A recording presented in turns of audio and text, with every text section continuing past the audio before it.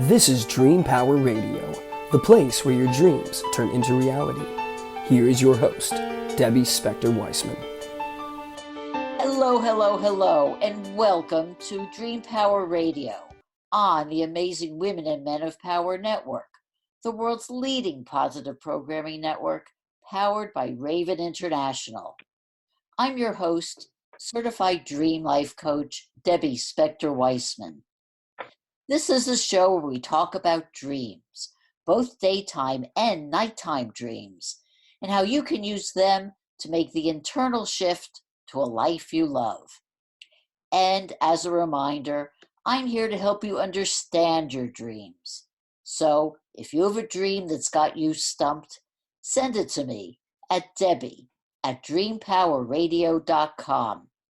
I'll help you interpret your dream or even answer any general questions you might have about dreams. So again, you can email me at debbie@dreampowerradio.com. We've talked a lot about dreams on this show, but one area we haven't mentioned yet is children's dreams. There's a whole world here to discover. And to help me navigate through this area, I'm thrilled to welcome my guest, Jean Campbell. Jean is a master dreamer and works... Hi, Debbie. Hi, Jean, and welcome. I'll just talk a little bit about you so our audience knows who you are. You're a workshop facilitator, a board member of the International Association for the Study of Dreams, an editor of their magazine, DreamTime, and the author of several books, including Sleep Monsters and Superheroes, Empowering Children Through Creative Dreamplay. And again, welcome to Dream Power Radio, Jean. It's so nice to be here, yeah. I would love to discuss the whole subject of dreams in children, what they mean, how to understand and help children work with their dreams. But I want to start first with the basics. So my first question to you is, how old are children when they start dreaming? Well, you know, it used to be true that people said, well, children don't really begin dreaming until they're 5, till they've reached the age of reason and so on. But there are numerous reports of children who begin dreaming. I think maybe they begin dreaming and then they learn to talk, and so they can tell us. There are people like Dr. Alan Siegel, for example, whose daughter began dreaming at 2. And Ryan Hurd, who's one of the people who authored a chapter for the book Sleep Monsters, has a little boy who started at 3. So I think, you know, although it's hard to ask kids, you know, so are you dreaming now? They don't know. But I think that children just begin dreaming maybe the minute they come in. Yeah, and I think I saw or read about a study that actually measured REM, the state in children in the yeah. Okay. The thing is that you know, babies produce much more REM sleep than adults do. And so one could hypothesize that babies are dreaming all the time. We don't know. Because we can't communicate with them as babies. This is true. So what are typical types of dreams that children have that when they first start to tell us about dreaming? Well, because of their language capacity, and there again, I think that may be a major factor, they're likely to be brief, single image, maybe something that scared them and woke them up. So, you know, a typical dream might be spider. You know, Dad says, well, what about the spider? Saw a spider, and then goes back to sleep. When children are older, of course, they begin to have very sophisticated dreams and begin to be able to tell us about them. Mm-hmm. Yeah, I have a 5-year-old grandson, And because of my interest in dreams, I've kind of gotten my daughter to encourage him to talk about dreams. Mm-hmm. And so far, what she's been able to get from him is, he's dreamt about the food he's eaten the day before, or something that happened at school the day before. And that's been pretty much the extent of it. So would that be considered typical for a 5-year-old? I think so. The thing that often happens for 5-year-olds, and if you've ever looked at Dr. Patricia Garfield's book about children's dreaming, she talks about this too. It's like when children begin to separate from their parents, that is, it's the natural, I'm growing up now. Their dreams may become more scary to them, more running away, monsters, things to deal with in the dream than prior to that. And so, what should a parent say to a child who's told them they've had a dream about monsters? Well, part of it, I think, depends on whether the child is really, truly frightened. Sometimes kids will go, wow, and there was a monster and it did this.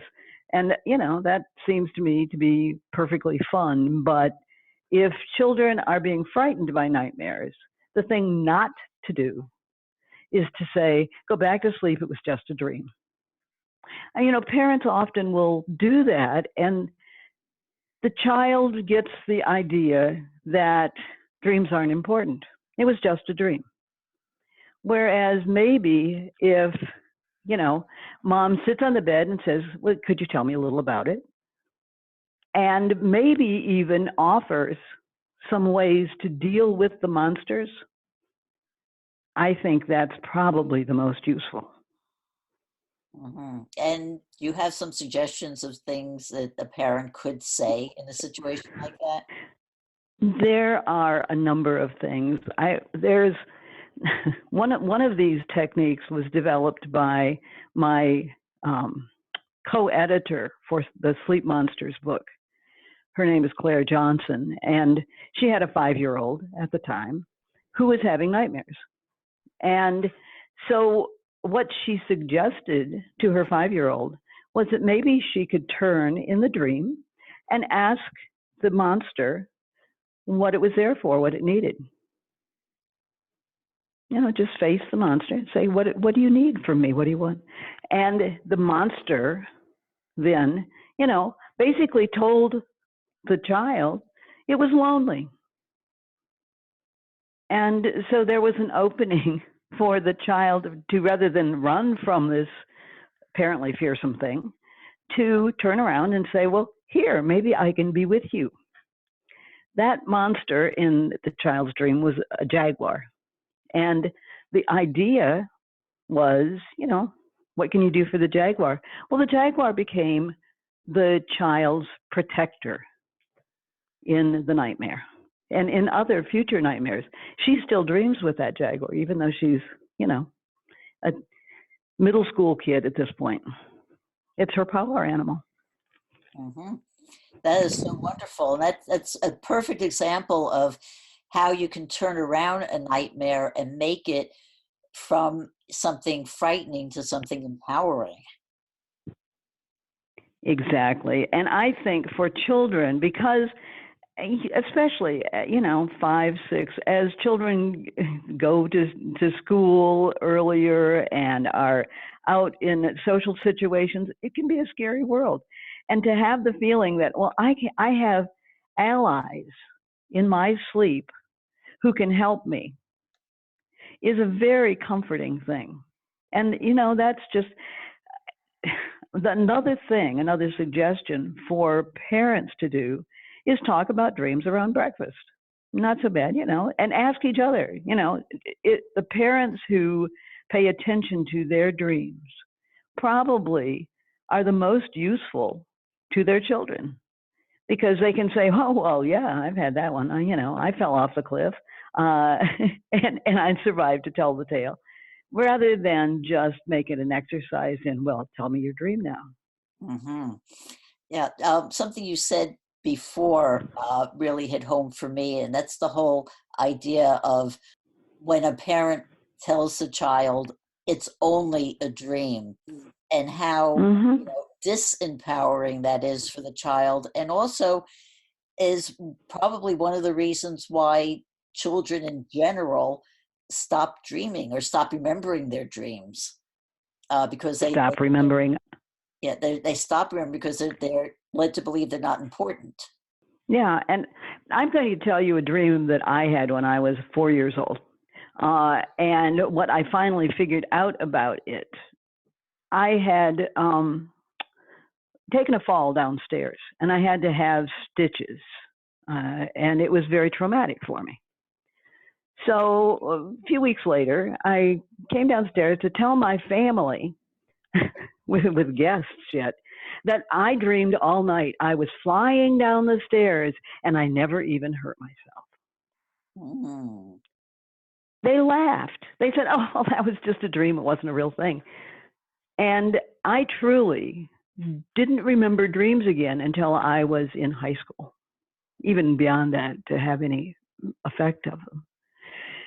And I know that it was because they laughed at me.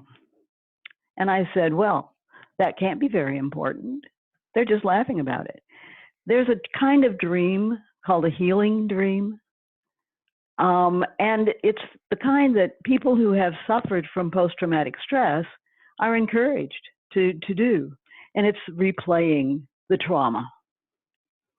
And basically, in my dream, what I was doing was providing a fun outcome rather than the one where I had to have stitches. And that act in itself took away a lot of the trauma. So if children are encouraged maybe to, well, here's one that Kate Adams, who's a British, works with children's religious dreams, does. Well, if I were going to change the dream, if I wanted to change the end of the dream, how would I do it? And she'll ask children that. And then she'll say, well, maybe you could dream that. And they do. I don't want to make it simplistic, but there are definitely things we can do to work with our kids. Yeah. Well, let's talk a bit more about that. So let's say you're a parent with a young child, and you do want to encourage them to remember their dreams. Are there techniques that they should use or words that they should say to their children that would encourage this process? Probably one of the easiest techniques for all of us is to just say before going to sleep, I'll remember my dreams with ease. And it works. It doesn't work for everybody. I'm very stubborn. I don't do well with those kinds of things, but a lot of people do very well with just a pre-sleep suggestion. And one that I've used with groups of people that seems to be helpful is have a glass of water by the bed. A lot of people keep one anyway. And before bedtime, before sleeping, you can put your hands on the bottle or the glass if you want, but say, all of my positive dreams are here. And then in the night, if you wake up, take a sip of the water. I'm taking in all of my positive dreams. And these are, to me, just fairly simple suggestions that any family can do. And it also encourages a family to become a family of dreamers. Yes. And there's always what do mom and dad do when their dreams are too sophisticated for the children? Well, you don't tell them. But there are plenty of dreams that we have that, I might wake up and even understand what my dream is illustrating, but be able to say, well, here's what happened in my dream last night. And that helps the child be as well. Great. Well, this is so fascinating to me, Jean. We're going to take a short break here. We are talking with dream expert Jean Campbell on Dream Power Radio. We'll be right back. Want to know more about remembering your dreams and what they mean? Want practical tools to help you really live the life of your dreams? I'm Debbie Spector-Weissman, the Dream Coach. For powerful wisdom you can use, sign up for my newsletter today at dreampowerradio.com. It's free. Welcome back to Dream Power Radio with your host, Debbie Spector-Weissman. Yes, and welcome back to Dream Power Radio. I'm your host, Debbie Spector-Weissman, the Dream Coach, and we're talking with Jean Campbell about children and dreams. Jean, can you recall or note the strangest dream you've ever heard from a child? You know, Debbie, I looked at that question when you sent me a list of questions, and I said, aren't all dreams strange? You know, that people will talk to me about a dream. I had a dream. It was really strange. So, you know, asking a strange dream, I don't know for sure if that works, but I've heard children tell some fascinating dreams. Maybe fascinating particularly, is a better word than strange. Well, you know, the thing is, children quite naturally often skip around in time and space. So they're telling you dreams about things that haven't happened yet. Mm-hmm. And, you know, I knew a teacher once, a principal of a private school, and a little boy came into the classroom, stayed a little later, and said, I'm afraid there will be a bus accident. Well, he had dreamed the night before that there was going to be an accident with the bus, with the kids' bus. And so they were all, because they paid attention to dreams, thank goodness, they were careful, and there could have been a serious accident. And then, of course, you know, his mom was going, oh, he always has precognitive dreams. The child really wasn't big on precognitive dreams. He just happened to dream that. Probably because there was an emotional attachment to it. And what kind of emotional attachment are you talking about? Well, okay. People often will dream precognitively if they have an emotional attachment either to the person that something's going to happen to, or some similar situation in their own life. And in this case, in the case of the child who dreamed the bus accident, well, he was going to be on the bus and his friends were going to be on the bus. And he was scared. So he told the teacher, you know, I'm scared to get on the bus because there's going to be an accident. Mm-hmm. You know, so that's the emotional. And so often we will just go, you know, because many adults, of course, don't believe that they can dream into the future. And, you know, so why would a kid do that? Well, I think that the task there is to pay better attention to ourselves.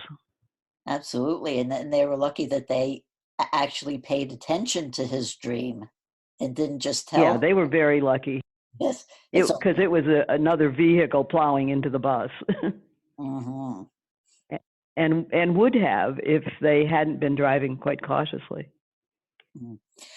Have there been studies that break down the types of dreams that children have? Unfortunately, not really.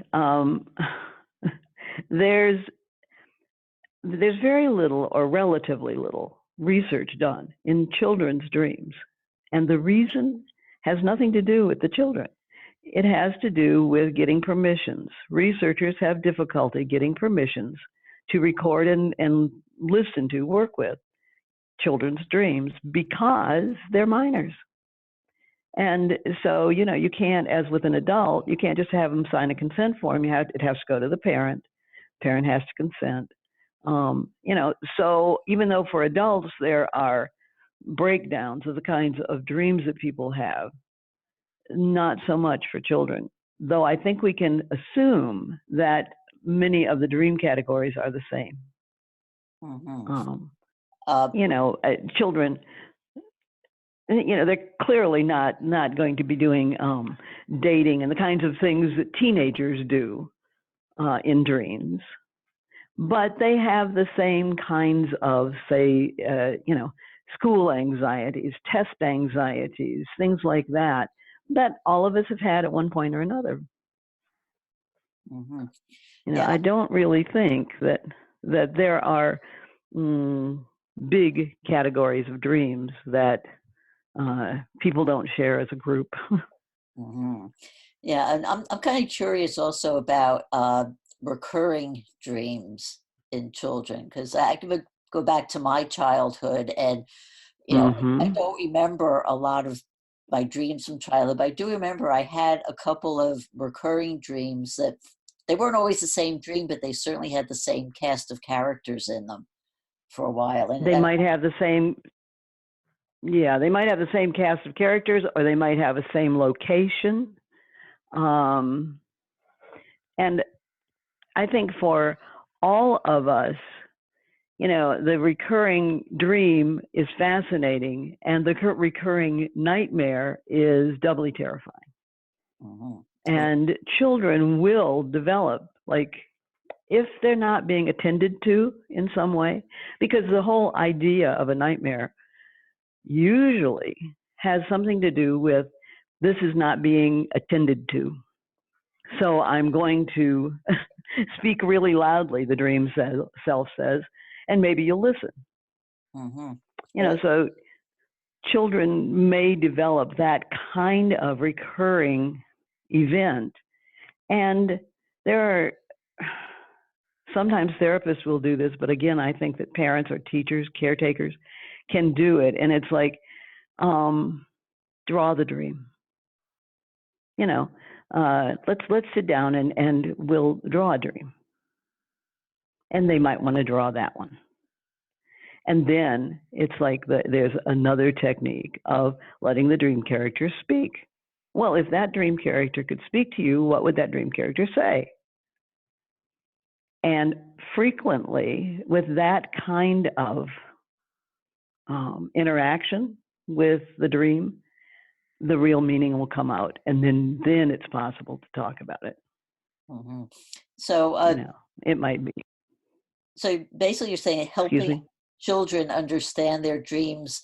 A lot of the techniques you would use would be more or less the same techniques you would use to help an adult understand their dream. Because certainly you would use talking and drawing it out and looking at the different characters of the dream and asking what they mean or what they would say. You do that with adult dreams as well. Right, and they work very effectively. The thing with children, though, that is true, I think, and you know, I've worked with kids of all ages, though I haven't worked with elementary school children as much as I've worked with teenagers. So elementary school children love to act out their dreams and have, you know, if it's a group of, say, half a dozen people, well, okay, choose the person who is going to be this character in your dream or this character in your dream. And they often, you know, given the opportunity to act out the dream, to dance the dream to music, you know, they will come up with information even more quickly than adults do, you know, and go, oh, I know, this is what's happening. And they don't get into that business that adults so often do of saying, well, here's what your dream really means. No, the child knows. Right, because they're physically allowed to play with it and have fun with it. It's interesting that you say you've worked with dream theater in children with groups then. Oh yeah. And you know, there are some few very fortunate dream workers, I think, who, because public schools have a hard time just making time for any kind of special, you know, dream work or anything like that. But the private schools of various kinds will often make time. And so I've known people, dream workers, who have been able to go into schools and do like a weekly dream class.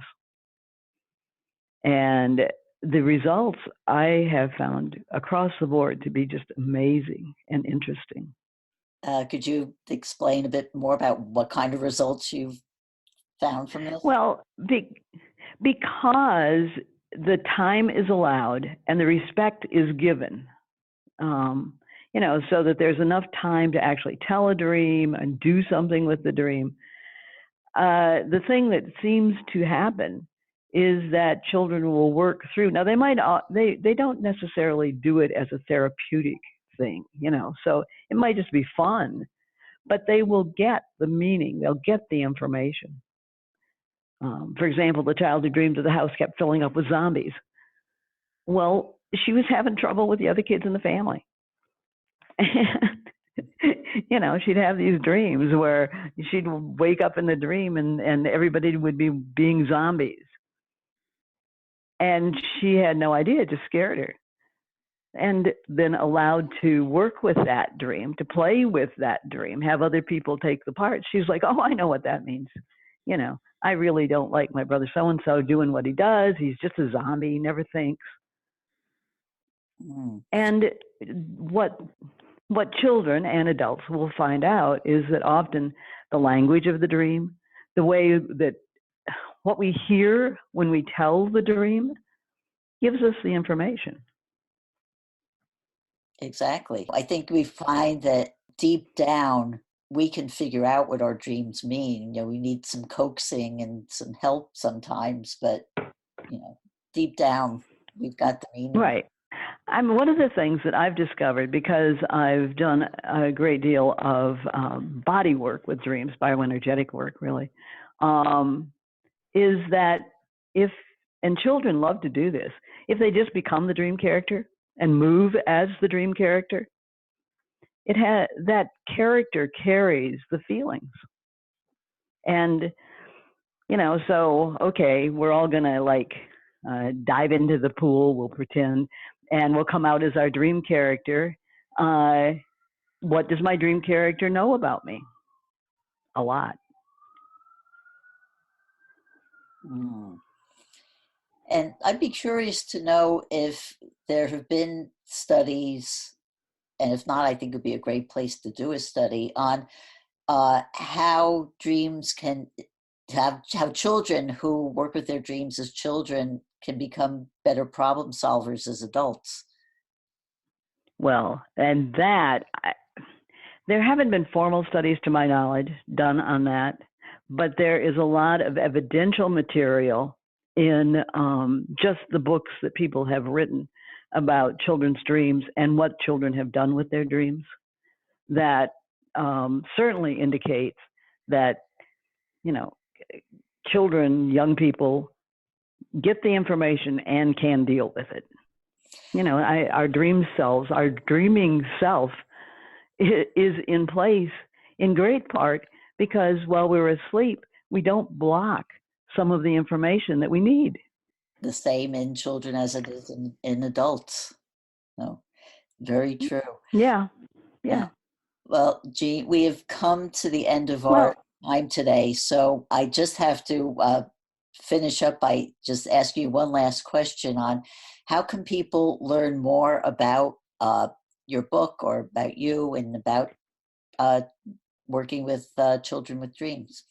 Well, there are a number of ways. Probably the easiest way for anyone is to go to the website for the International Association for the Study of Dreams, IASD.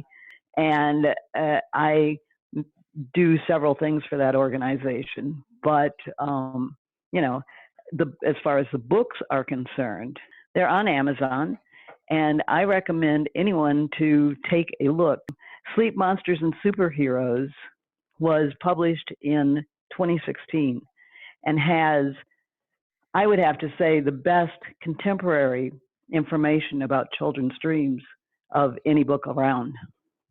So, Amazon makes it very easy for us all now. That book, the Sleep Monsters book, and Group Dreaming, Dreams to the 10th Power, which I wrote in 2006, is those two are very useful. They're like handbook things where people can actually read and look and find information. Oh, well, thank you so much for that information, and thank you for being on Dream Power Radio, Jean. Thank you, Debbie. It's been a pleasure. We've been talking with dream expert Jean Campbell about dreams and children. I hope you've enjoyed today's program. Until next time, this is Debbie Spector-Weissman saying, sweet dreams, everybody. You've been listening to Dream Power Radio with your host, Debbie Spector-Weissman. For more information on Debbie or to sign up for her newsletter, go to dreampowerradio.com. This has been Dream Power Radio on the amazing Women and Men of Power Network, the world's leading positive programming network, powered by Raven International.